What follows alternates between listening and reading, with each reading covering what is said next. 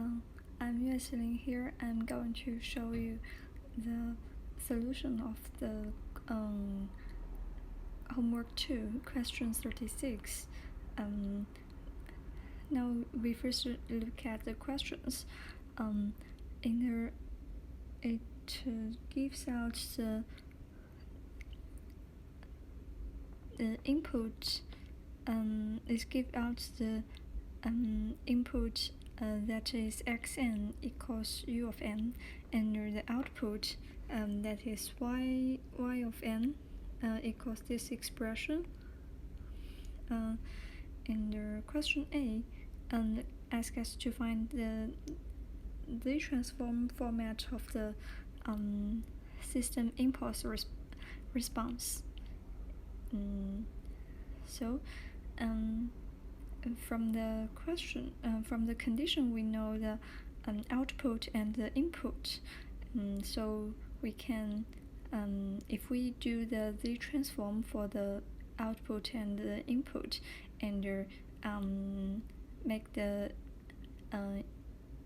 output divided by the input, we can have the expression of the expression of the system. So we move on to the x of n equals u of n. We can easily get the transform format of this, and your y of n equals this expression. Because it includes parts of the u of n plus 1, and so we first write the first under this part. It is the expression related to n minus 1, so we write the first part to 0.5 of minus 2 and multiply this. And we can now use the time shifting method, so we can finally do the transform of y of n is equal this expression. And since y of n is causal, so the RC of y of n is a solution of the is larger than 0.5. Now we can divide it.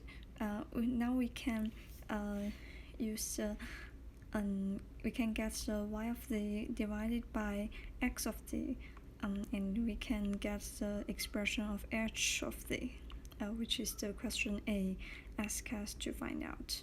The question B asks us to find the impulse response of the h of n.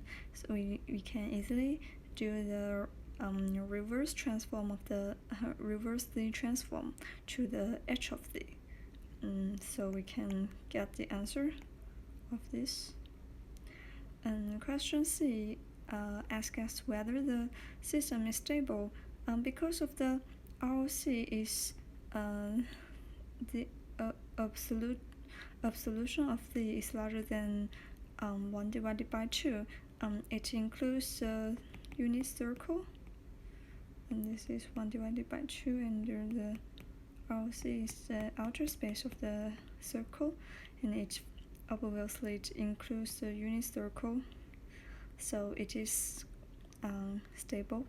And it is the system causal, because when n equals minus 1, h of minus 1 is not 0, so the system is not causal. And this is the solution to this question.